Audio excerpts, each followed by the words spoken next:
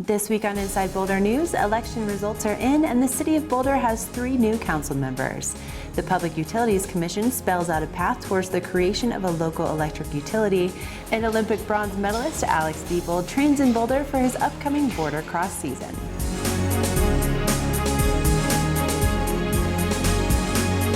Welcome to Inside Boulder News. I'm Ashley Prill.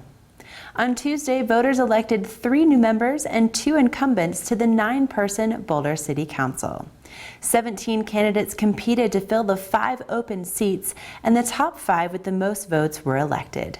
The candidate in 5th place, Jan Burton, will serve a 2-year term, while the other 4 will serve 4-year terms.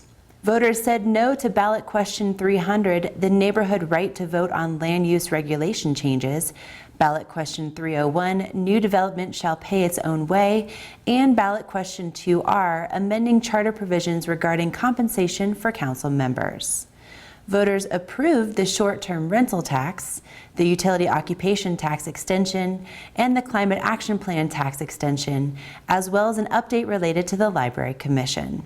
The new City Council members will officially be sworn in on November 17th, which will be broadcast live right here on Boulder Channel 8. A full list of election results can be found by visiting bouldercounty.org/elections. The Public Utilities Commission held a significant hearing on Wednesday that mapped out new steps for the city to take toward creating its own electric utility. The city is still awaiting a written order, but the verbal decision focused on 3 key facts. One is that the Commission clearly affirmed the right of the City of Boulder to create its own utility, which was wonderful, and it also made clear that a timely process is important for everybody who's involved. The second part of the ruling is one that the City of Boulder, frankly, was beginning to anticipate, where the Public Utilities Commission said that it will not approve any application that essentially takes away Xcel Energy's right to serve out-of-city customers. As we've been going through this process, we've learned that there are somewhere between 5,800 to 7,200 customers who are in the unincorporated Boulder County who share some of the same facilities that we would need to run a city local utility. So the PUC said that it does not believe it has the authority to take away Xcel's right to serve those customers, and told the city that it really should submit new additional materials that have a configuration that would avoid that issue. That's something that the city has been open to, and we have started to work toward.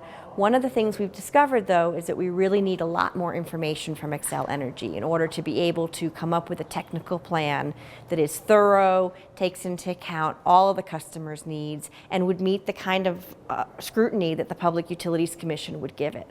Which brings us to the third point of the ruling today, which we're very excited about, which is that the PUC ordered discovery in this case. Discovery in a court case is a process where both sides and other parties in the case get the opportunity to ask for information that would be helpful to them in preparing the best case they can.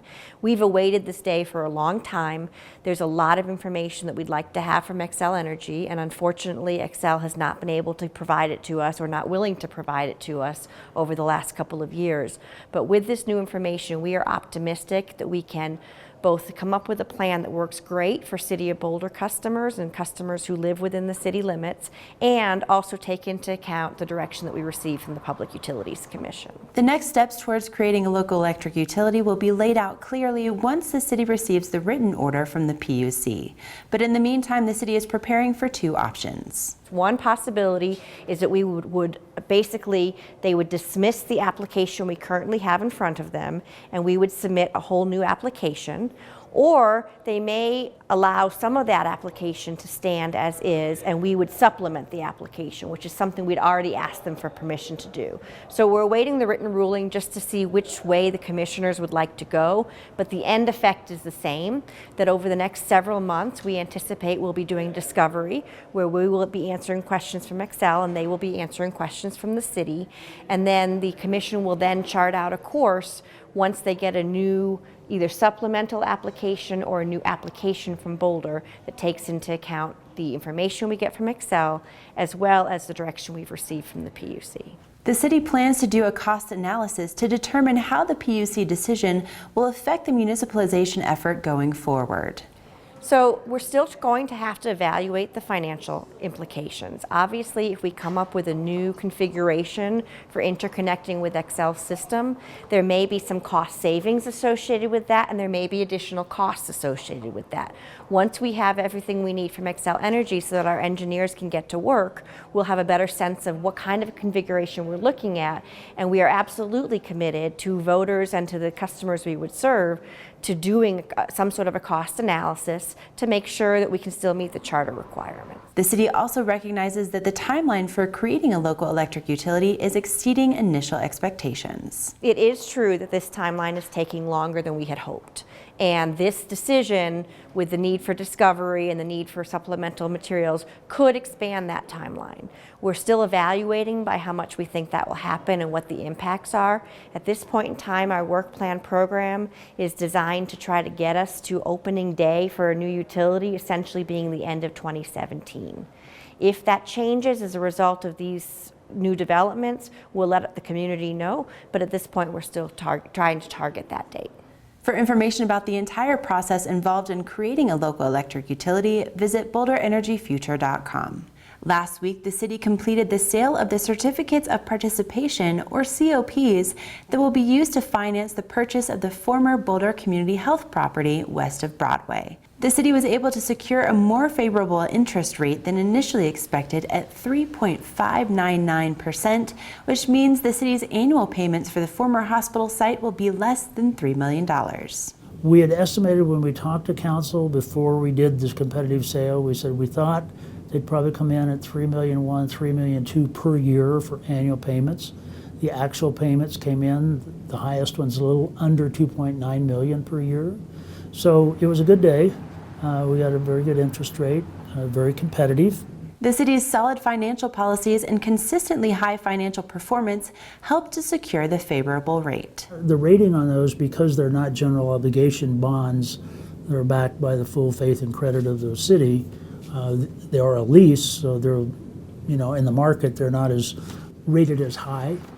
So, but it was a AA+ rating, which is very strong for a city our size. So that certainly helped. And the rating agencies came back and said that the strong financial policies the city has, the fact that the city follows those financial policies, they follow their reserve policies, all contributed to that strong rating. And of course, that paid off when we sold the COPs. The city agreed to a purchase price of $40 million for the 8.8 acres of property from Boulder Community Health and will finalize the sale by the end of the year.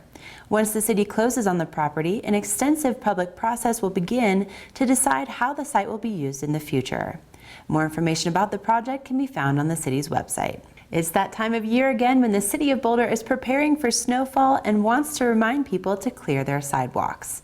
While the city will plow primary and secondary streets, it doesn't typically plow residential streets. This is a practice used by other Front Range communities as well because most snow typically melts within a day or two, and plowing residential streets would significantly increase costs.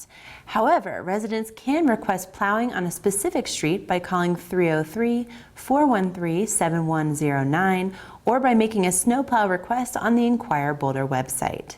In addition, a pilot project conducted last year that deployed 2 trucks to plow predetermined residential streets with safety concerns like steep grades and shade during major snowstorms will now officially be part of the city's plowing plan. While it's the city's responsibility to make sure the major roadways are safe, Boulder property owners, landlords, and tenants are responsible to make sidewalks safe by removing snow and ice within 24 hours after snow stops falling. Failure to remove snow from sidewalks before the 24-hour deadline may result in fines. To volunteer to help seniors and disabled residents who are physically unable to remove snow from their sidewalks, call the Boulder County Care Connect Ice Busters program at 303-443-1933, extension 402. For more details about snow and ice removal in Boulder, visit bouldercolorado.gov/publicworks/snow. In this Boulder Spotlight, we spent some time with Olympic bronze medalist and Boulder resident Alex Deibold, who is a classic example of hard work paying off. Every time the fall comes around, it's crunch time.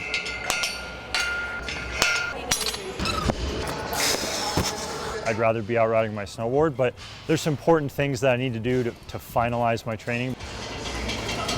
Last year at the Winter Olympics in Sochi, Russia, Alex took the Olympic bronze medal in snowboard cross. It was a win that was 15 years in the making. I've been snowboarding for almost my entire life, 25 years, and I've been competitive for, 15 of that. And so it definitely has been a long road, and it was a slow road for sure. I definitely had a lot of moments where I was doubting what I was doing, and it's a lot of peaks and valleys. And so winning an Olympic medal it's been one of those things that's been impossible for me to put into words because it took me so long to get there. Alex says location is everything, and being surrounded by other elite athletes living in Boulder has helped him to stay grounded while continuing to push his limits.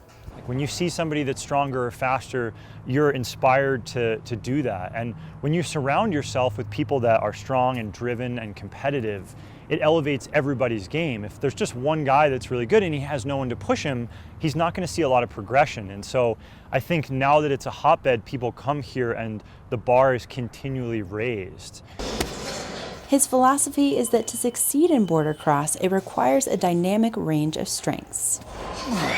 I enjoy boarder cross because it requires so many different skills. You have to be able to go fast, you have to be able to turn, you have to be comfortable jumping, and I think that's what's kept it fun and interesting for me for so many years. As part of his year-round training, Alex utilizes the 45,000 acres of open space surrounding Boulder to maintain his competitive edge. Trail running, hiking. I'm a pretty avid cyclist. I'm out on my bike as often as I can, but they're hard rides. They're not like fun group rides with all your buddies. Like, I'm out with an intent and a purpose to try and get stronger, but I'm outside in the mountains. So again, it's pretty awesome. Depending on the snow, his boarder cross season consists of 10 events across the globe, including Austria, Italy, Russia, and Korea. With the amount that I travel, being a little bit closer to the airport is a big benefit. But at the end of the day, the reason that I live in Boulder is because it's a healthy and active community. I can go from downtown to being in the heart of the mountains in a matter of minutes, and there aren't a lot of places in the world where you can do that. You can keep up with Alex and all of his adventures through his website, alexdeibold.com, or on Facebook, Twitter, and Instagram. A year ago, voters agreed to exempt Boulder from state limitations on broadband services. City staff and a community working group have been hard at work since then, charting out next steps. This week, the city announced it has hired a consultant to explore whether there are additional internet or broadband services that could benefit the community. On Monday, November 9th, you're invited to participate in community meetings that will take a look at potential internet service enhancements. 2 sessions with the same information will be held at the East Boulder Community Center. One will take place from 3 to 5, and the next one will be from 6 to 8. If you can't attend the meetings, you can take an online survey at connectboulder.net. Thank you for watching Inside Boulder News. Stay in touch with us on Facebook and Twitter by submitting news tips and questions. You can also sign up to receive video updates right in your inbox. Just go to boulderchannel8.com and click on subscribe.